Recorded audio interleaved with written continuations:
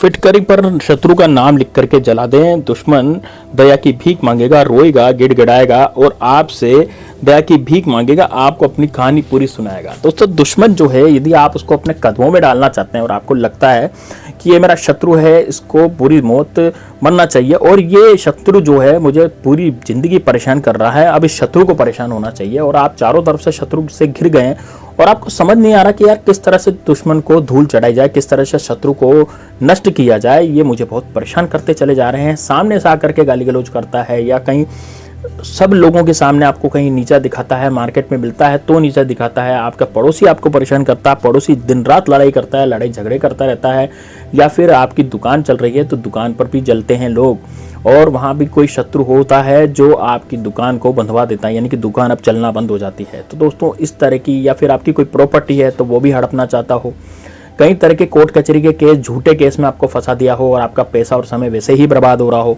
तो दोस्तों आज ये वाला उपाय जरूर कीजिएगा।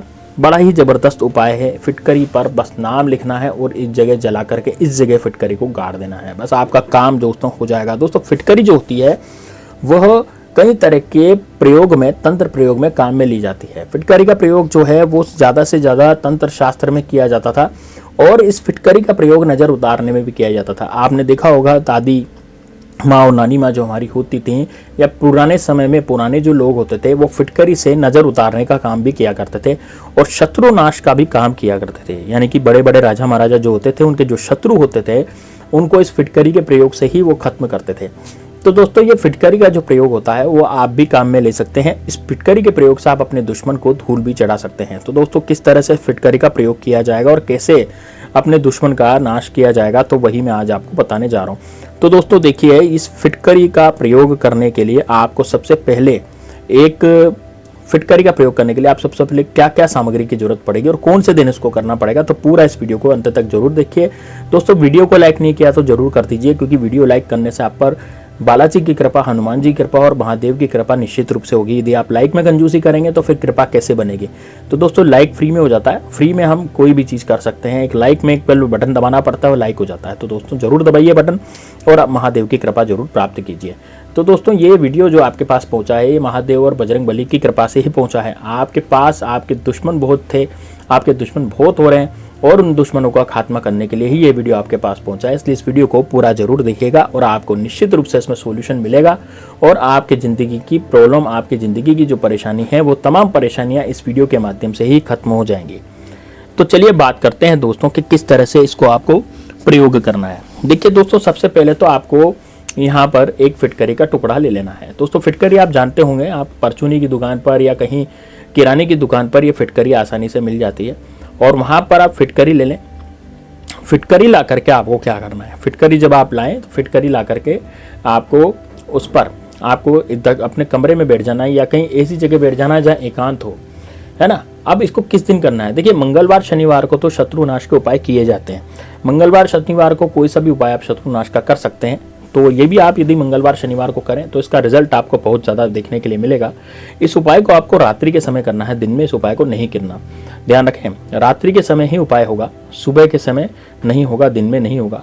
यानी रात्रि में जब 8 बजे के बाद की बात करें तो 8-9 बजे जब बज जाती है तो उस समय इस उपाय को आपको करना है, ठीक है। अब रात्रि में इस उपाय को करने से पहले आपको क्या क्या सामग्री जुटानी है, तो एक तो आपको काले कलर का मार्कर लेना है या काजल भी आप ले सकते हैं, दोनों में से एक चीज़ आप ले सकते हैं, तो काजल ले लें या काले कलर का मार्कर ले लें। ये लेने के बाद आपको फिटकरी लेनी है, फिटकरी भी आप ले लें और थोड़ा सा आपको सिंदूर लेना है, जो कामिया सिंदूर होता है, यानी कि जो केसरिया रंग का सिंदूर होता है जिसमें बालाजी को चूड़ा चढ़ाया जाता है। सिंदूर दो तरह के होते हैं, एक लाल सिंदूर हो गया, एक केसरिया सिंदूर हो गया। तो आपको केसरिया सिंदूर लेना है जिससे चूड़ा चढ़ाया जाता है। बस ये 3-4 चीज़ें आपको लेनी है। अब आप क्या करेंगे, आप सबसे पहले अपने कमरे में या कहीं एकांत जगह पर जहाँ पर आपको कोई डिस्टर्ब ना करे इसको करते समय, इस प्रयोग को करते समय, तो वहाँ पर आप बैठ जाएंगे, आसन बिछाएंगे, जमीन पर ही इस प्रयोग को करना है, जमीन पर बैठ जाएंगे। जमीन पर बैठने के बाद इसमें आपको इस फिटकरी पर आपको अपने शत्रु का नाम लिखना है। दोस्तों देखिए, जैसे आपको शत्रु का नाम यदि पता है तभी लिख पाएंगे। मान लीजिए मेरे शत्रु का नाम अजय है तो मैं केवल उस पर अजय लिख दूंगा। लेकिन यदि मेरे 2 से ज़्यादा शत्रु हैं, 1 से ज़्यादा शत्रु हैं, हो सकता है 10 हो सकता है 3 हो सकता है 2 हो, या फिर हो सकता है कि मुझे अपने शत्रु का ही नाम पता नहीं हो, क्योंकि ऐसा, अब आप कहेंगे ऐसा कैसे गुरुजी, शत्रु का नाम तो सबको पता होता है। देखिए, जो शत्रु गुप्त होते हैं, जो पीठ पीछे आप पर वार करते हैं, जो पीठ पीछे कुछ किया कराया करवाते हैं, वो भी आपके शत्रु ही हुए, तो वो कहलाते हैं गुप्त शत्रु, और वो बड़े ही ज़्यादा खतरनाक होते हैं, बड़े ही भयानक होते हैं।